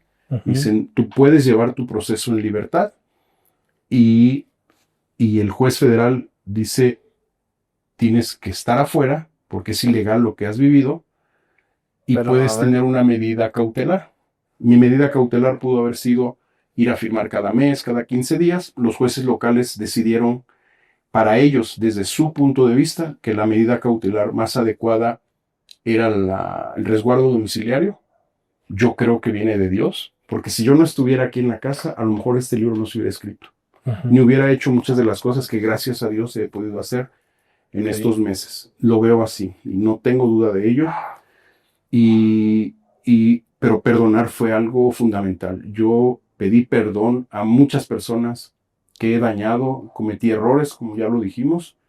¿Y estas personas saben que las perdonaste? Pues no lo sé si lo saben o no. Yo de corazón les he pedido que busquen a Dios, a las que están visibles, ¿verdad? Las que están en las audiencias, pero yo sé que las que están atrás también escuchan esos mensajes, y decirles que Dios es real, que Dios es para todos, que Dios no rechaza a nadie, que todos somos pecadores y que de nada le sirve al hombre ganar dinero, poder y fama, de ninguna manera. Híjole, es que como dice, se pierde nuestra alma. Como dice la Biblia, ¿no? Aquel rico que dice, Señor, déjame ir a decirles de Lázaro, de lo malo, ¿no? Y Ujú.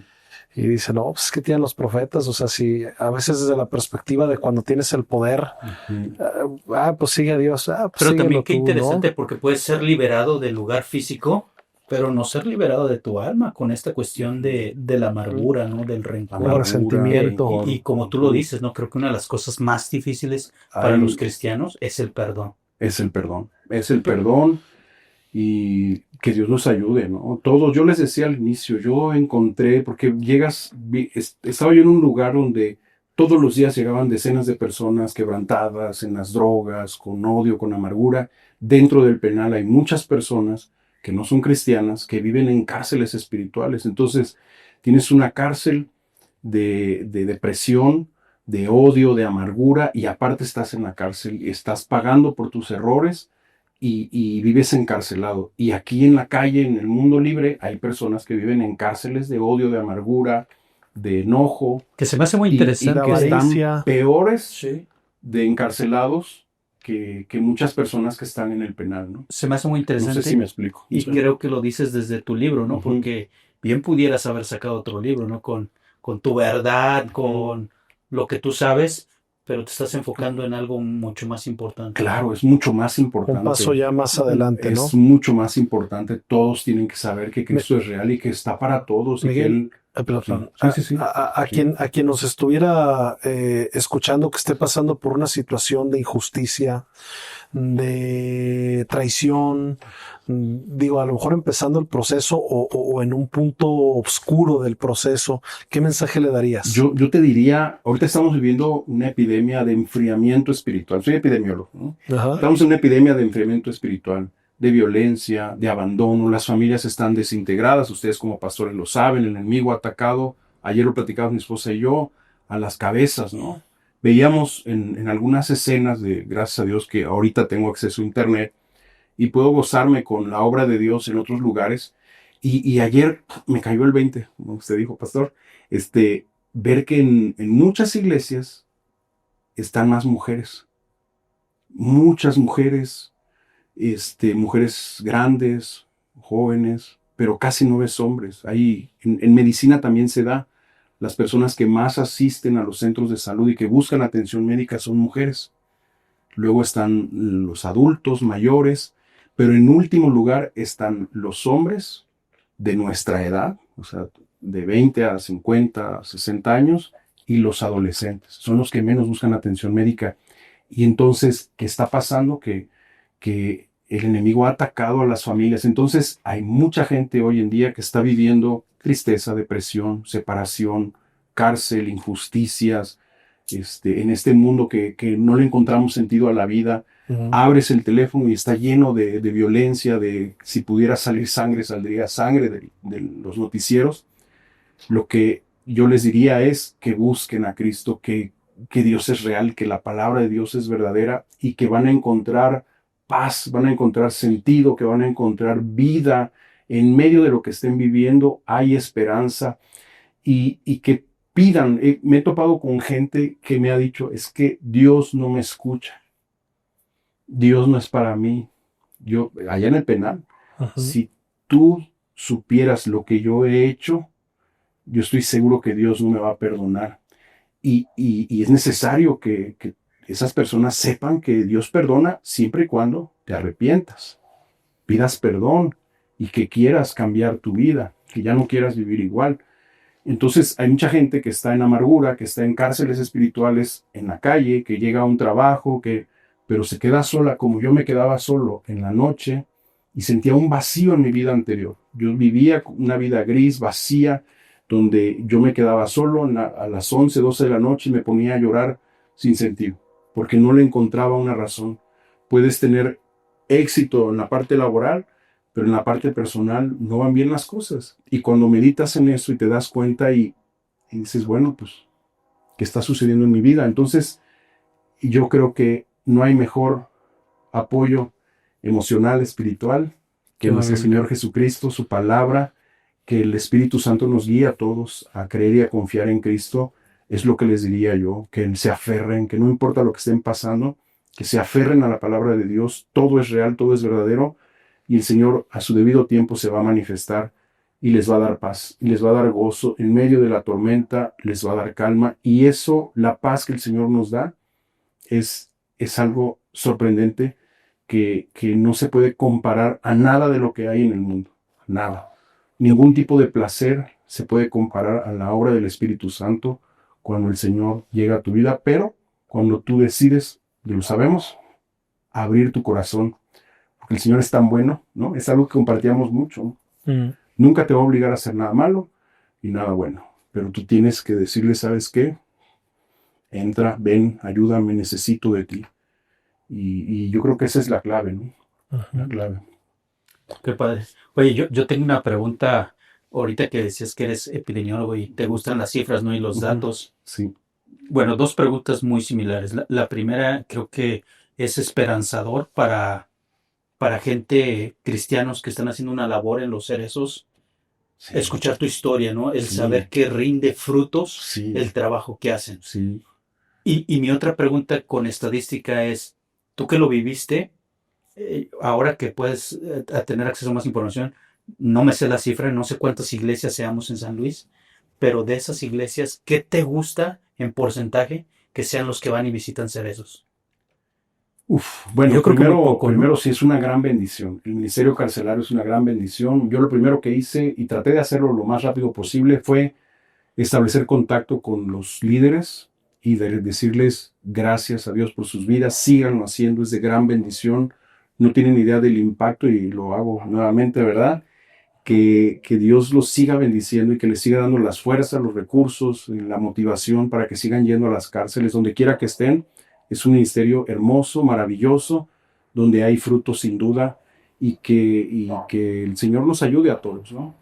Ahora, de cifras yo no lo sé, pero sé que todos somos un cuerpo y habrá quien tenga la función de ir a un hospital, que es necesario, de ir a un anexo, que es necesario, y más ahorita en esta epidemia de drogadicción se necesita, de ir a un penal. Ojalá que la autoridad tuviera la sensibilidad de colaborar más con el movimiento cristiano para que más penales tuvieran iglesias construidas, de lo que hablábamos, de que solamente dos. Hay dos.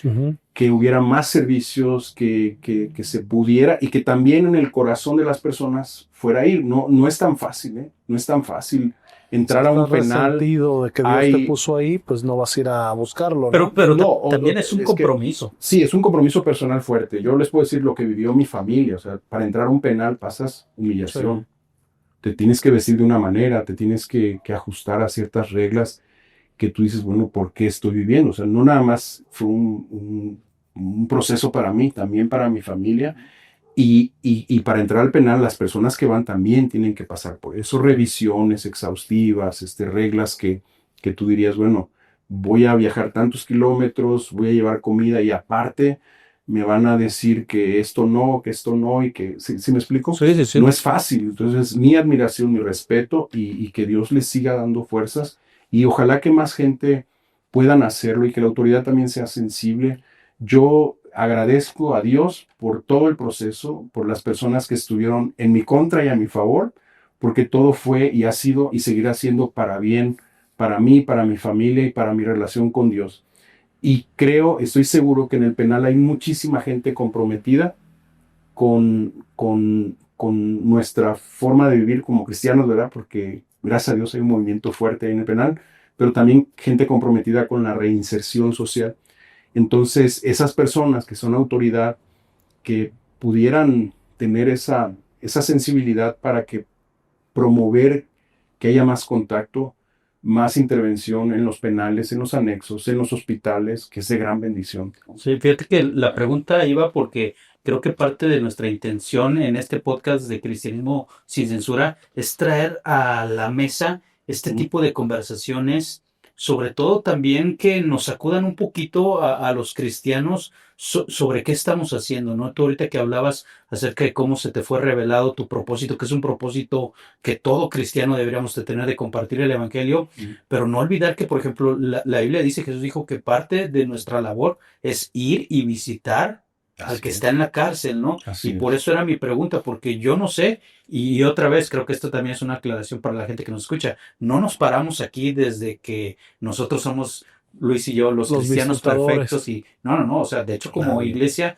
no estamos, vamos a anexos, pero no estamos yendo a la cárcel, y me gustaría saber las cifras porque es un llamado de parte de Dios.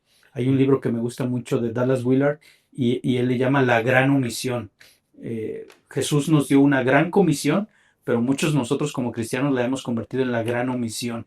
Y creo que el ver resultado y el saber que es al esfuerzo de gente que sí lo está haciendo, creo que también debe ser esperanzador, motivador y sacudirnos un poco tanto a los pastores como a las iglesias, como a los cristianos, de decir, sí, hay que pagar el yo precio. Creo que estamos llamados a ser activos. Tenemos que ser una iglesia y sin entrar, ya será para otro podcast.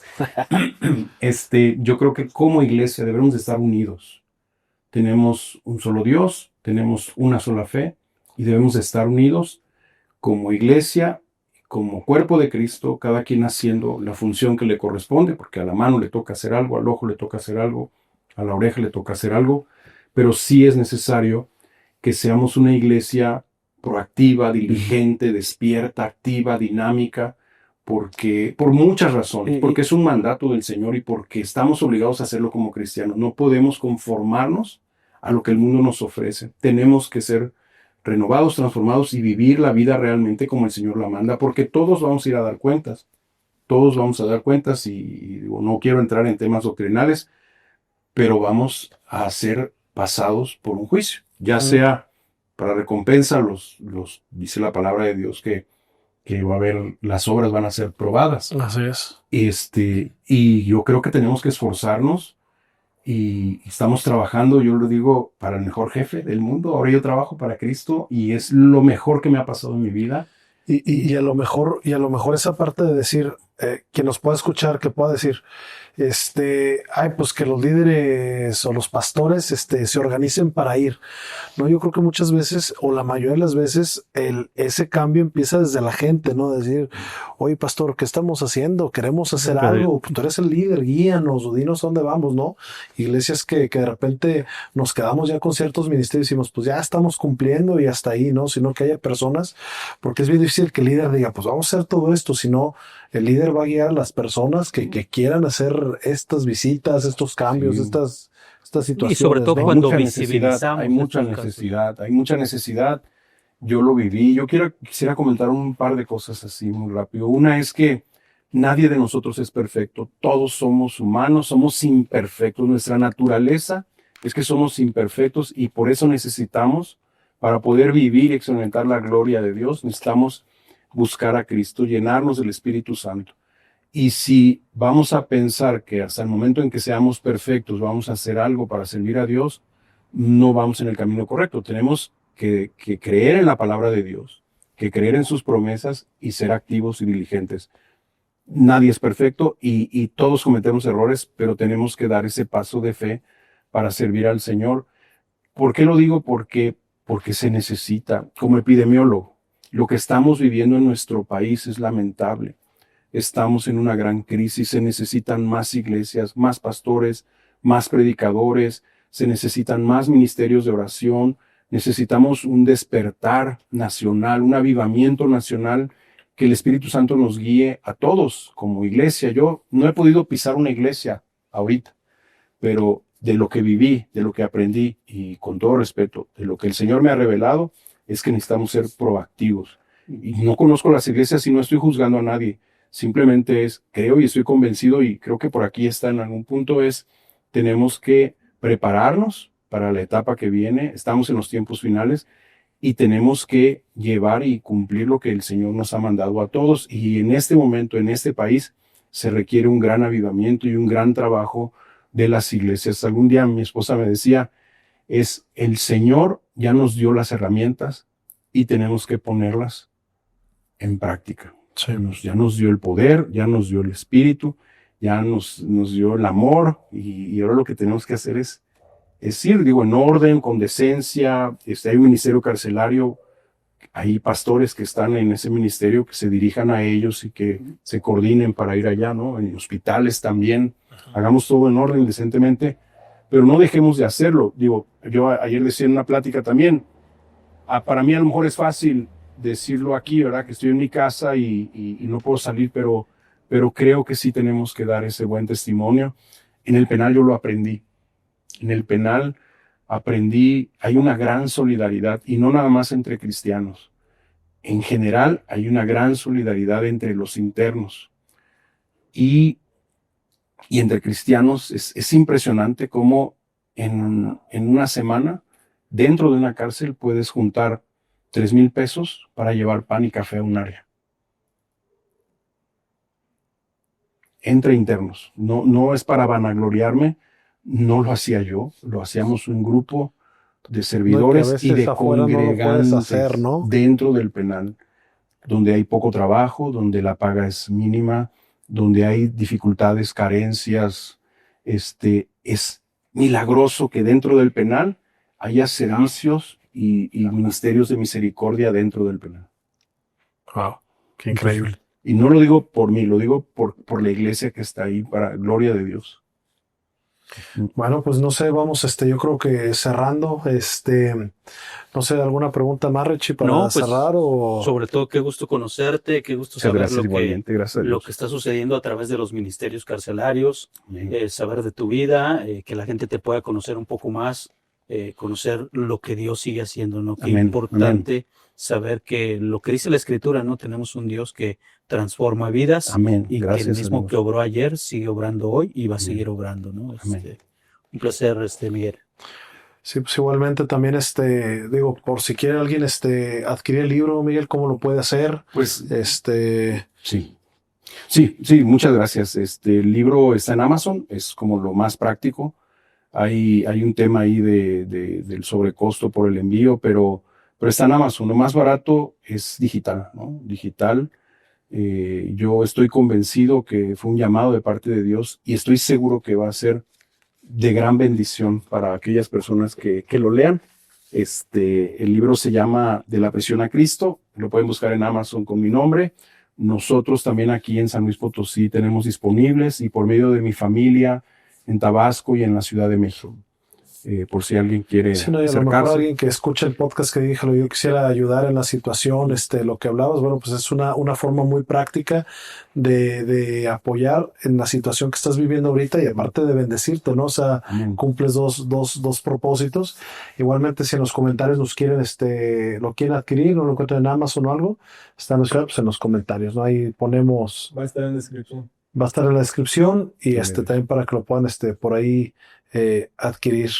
Gloria a Dios. Muchas No, gracias. sí, pues muchas gracias por Que se este cumpla el tiempo propósito. y pues sí, yo cerraré también con eso, ¿no? Ujú. Estás pasando por cárcel espiritual, física, lo que sea, confía en Dios. Si no Amén. estás pasando ahorita por el desierto, confía en Dios, mantente siempre con aceite en tu lámpara, Compadre porque encendido. pues Amén. ahora sí Amén. que, Amén. como tú decías, no esperaba que ese día alguien llegara y me dijera, ¿sabes qué? Tienes este problema, como a veces no esperamos la enfermedad, como a veces no esperamos alguna situación personal, familiar. Entonces siempre estar de la mano de Dios, confiando en Él, Ujú. pero aferrados a sus Amén. promesas, ¿no? Y una situación difícil creo que puede llevarte a dos posturas, a que endurezcas tu corazón y cierres tus oídos, o a la otra que dice la palabra de Dios, Dios te llevó por el desierto para que pudieras escuchar su voz. Entonces Sí. también creo que hay veces las situaciones difíciles te permiten poder escuchar con más claridad la voz de Dios. Si estás pasando una situación difícil, creo que hoy lo vimos a través de la vida de Miguel, que aún esa situación complicada lo ayudó a poder Amén. escuchar con más Amén. claridad a Dios, ¿no? Amén. Es Sí. el corazón dispuesto. Es Todo- el ministerio de Juan el Bautista. Sí. Preparar los corazones. Venía el Señor y hoy tenemos que preparar nuestros corazones. Y Gloria a tus Dios. redes sociales donde puedan escribirte, saber más, Pues, algo. Sí, Miguel Lutzo, estamos en Facebook, tenemos una plataforma, bueno, si me permites, Sí, claro, adelante. tenemos una plataforma, estando en la cárcel empezamos a compartir, el Señor nos llamó a mi esposa y a mí a compartir y este tesoro, y sobre todo pensábamos en nuestra familia, en primer lugar, ¿no? Ujú. Decirle a nuestra familia, oigan, están estos temas que son verdaderos, son reales y hay que dejarnos guiar por el Espíritu Santo. Y empezamos a compartir mensajes y hoy tenemos una plataforma que se llama 5 Minutos con Cristo, que Ujú. estamos divulgando información en las redes sociales, Miguel Lutzo o 5 Minutos con Cristo, tenemos en YouTube, estamos en Instagram y en Facebook hay una página y en mi página personal también ahí subimos los contenidos.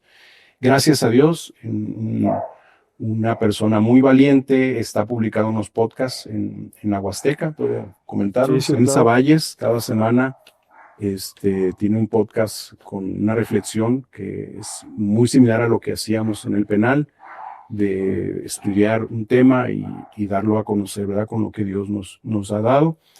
Y estamos por iniciar la próxima semana un reto entre 2 iglesias que es de lectura, como un estudio bíblico, una lectura que se llama el reto 70 semanas con Cristo.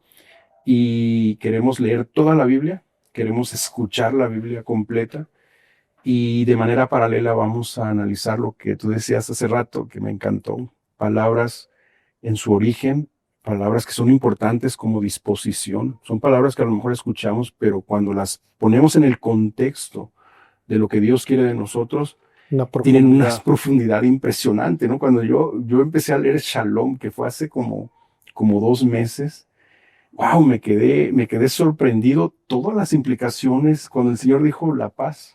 Sí, que aquí lo traducimos la ausencia De guerra, conflicto, de guerra, conflicto, ¿no? pero tiene un significado tan hermoso, tan profundo, Sí, que solamente Él bien nos la puede dar. construido. Así es. Entonces, eso es lo que vamos a ver en este reto, los 70 semanas con Cristo. Tenemos un canal que abrimos ayer y lo vamos a empezar a difundir en redes sociales para quien quiera. Ahora sí, sin censura, vamos a leer.